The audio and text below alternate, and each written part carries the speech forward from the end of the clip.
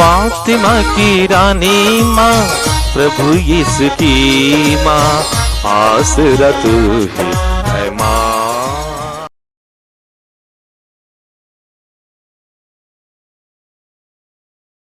पहला पाठ नबी आमोस का ग्रंथ, अध्याय 8, पद संख्या 4 से 7।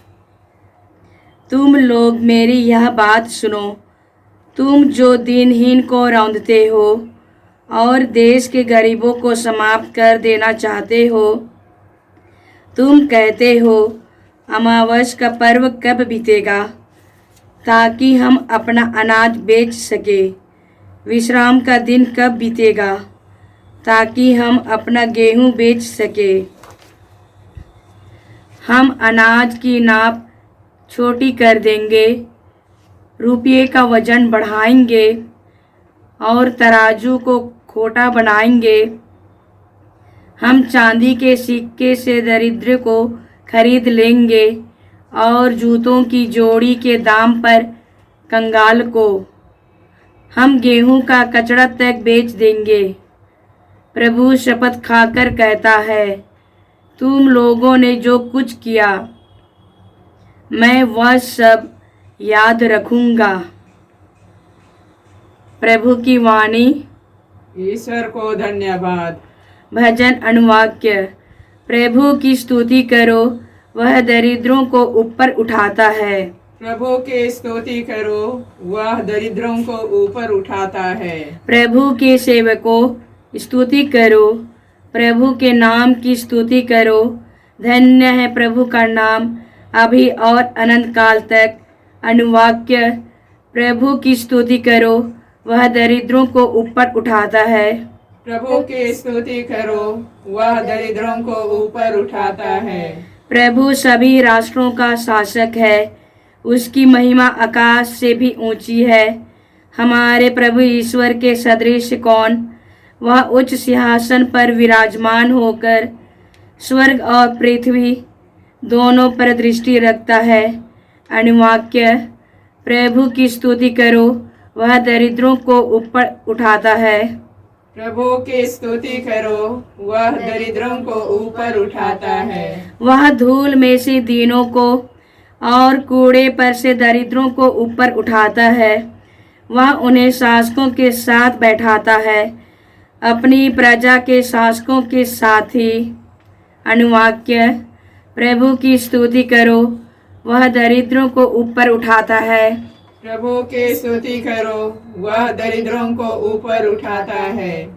दूसरा पाठ तिमिथी के नाम संत पौलुस का पहला पत्र, अध्याय 2, पद संख्याएं 1 से 8 तक।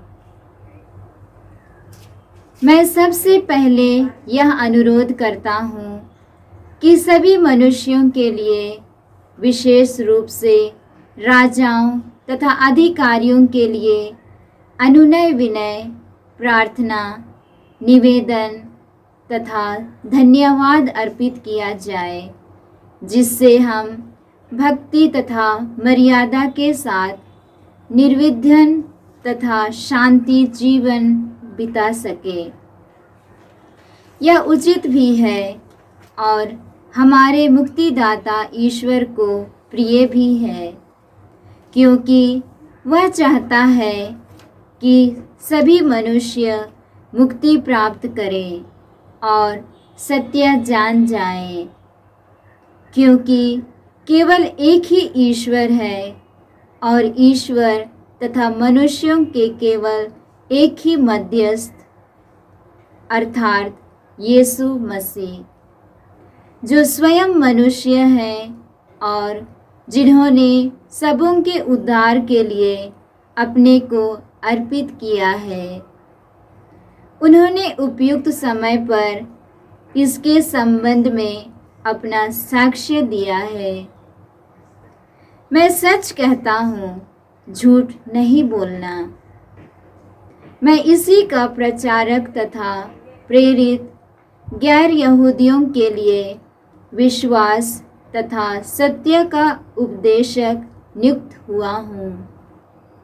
मैं चाहता हूँ कि सब जगह पुरुष बैर तथा विवाद छोड़कर उदार पूर्वक हाथ ऊपर उठाकर प्रार्थना करें। यह प्रभु की वाणी है। ईश्वर को धन्यवाद। जय घोष। Alleluia alleluia. धन्य है वह राजा जो प्रभु के नाम पर आते हैं। स्वर्ग में शांति, सर्वोच्च स्वर्ग में महिमा। अल्लेलुया। प्रभु आप लोगों के साथ हो और आपकी संत लूकस के अनुसार प्रभु यीशु ख्रिस्त का पवित्र सुसमाचार। हे प्रभु तेरी महिमा हो। अध्याय 16 पद संख्याएं 1 से 13। यीशु ने अपने शिष्यों से कहा, किसी धनवान का एक करिंदा था।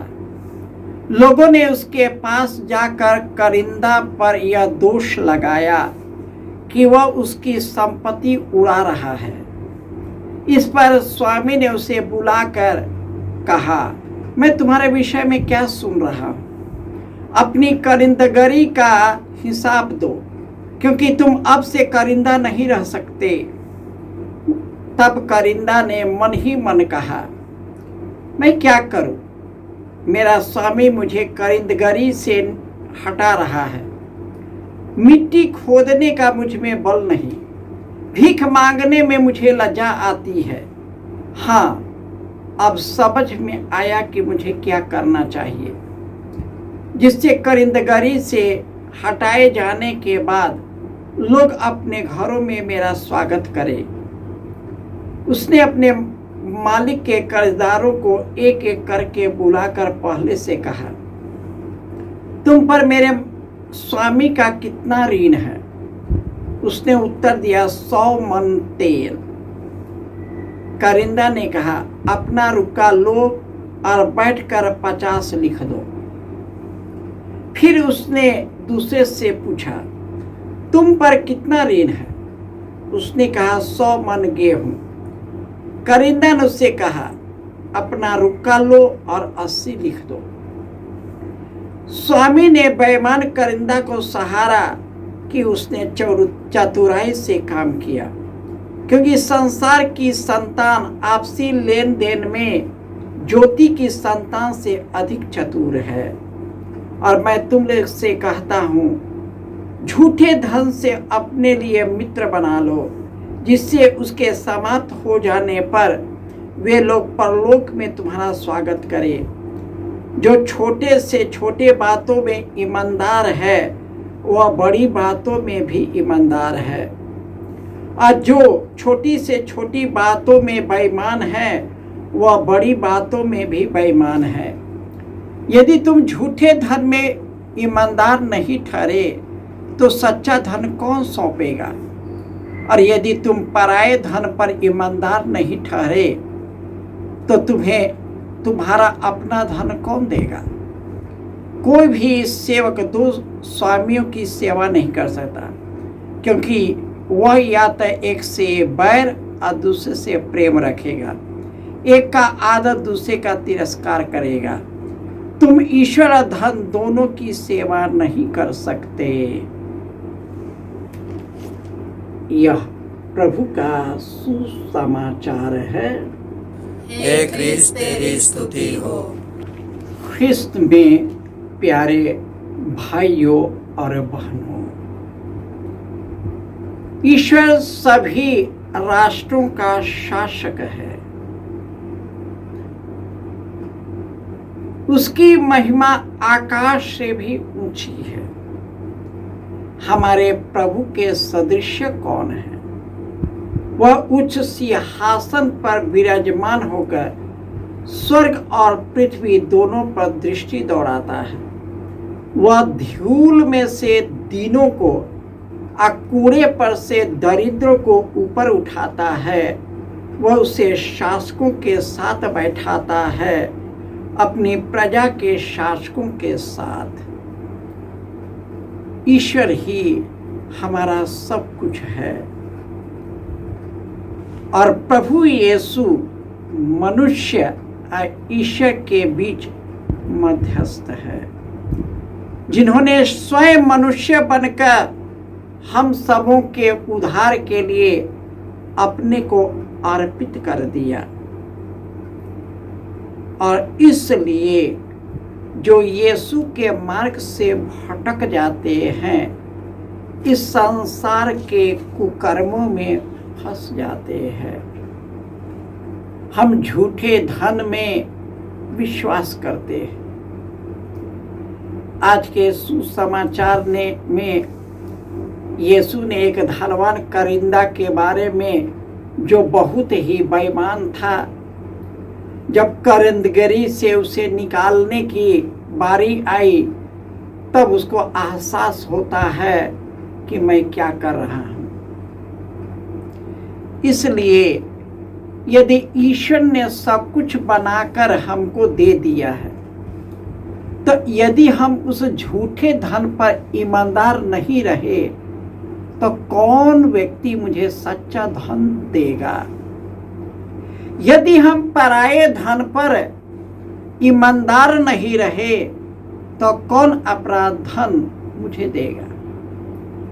हम धन और ईश्वर की सेवा नहीं कर सकते।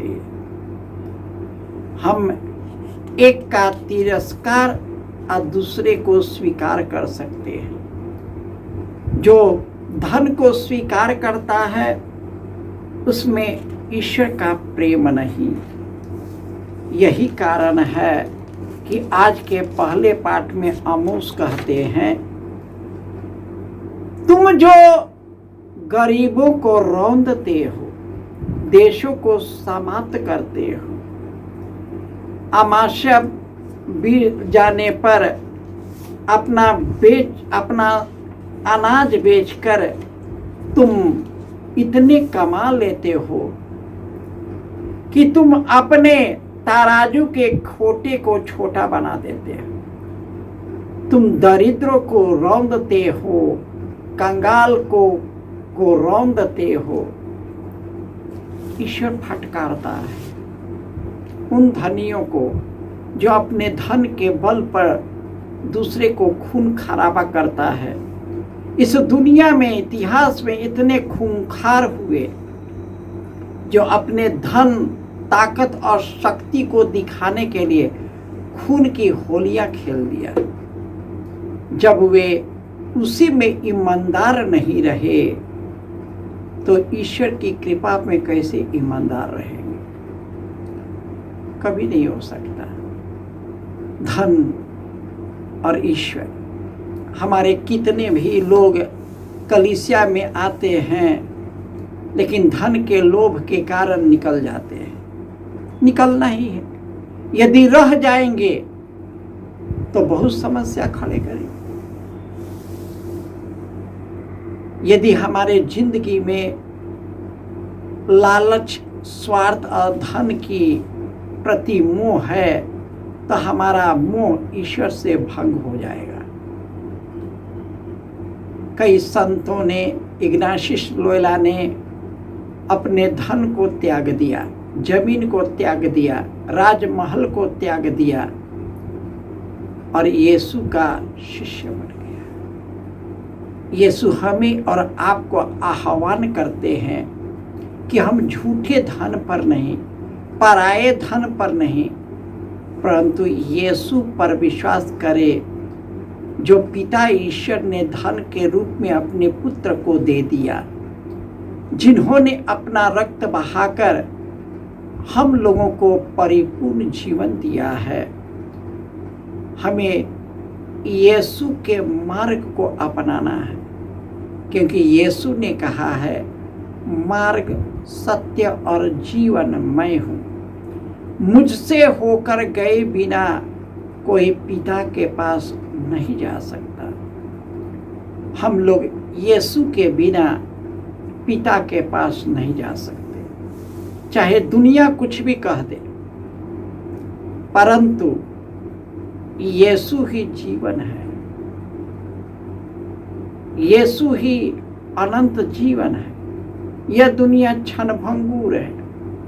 हम आए हैं चले जाएंगे, जमा कर किए हैं छोड़ देंगे, लेकिन यीशु के साथ मरेंगे तो हम उनके साथ एक हो जाएंगे, अनंत जीवन से भर जाएंगे, अनंत आनंद और खुशी से हम भर जाएंगे। जय यीशु।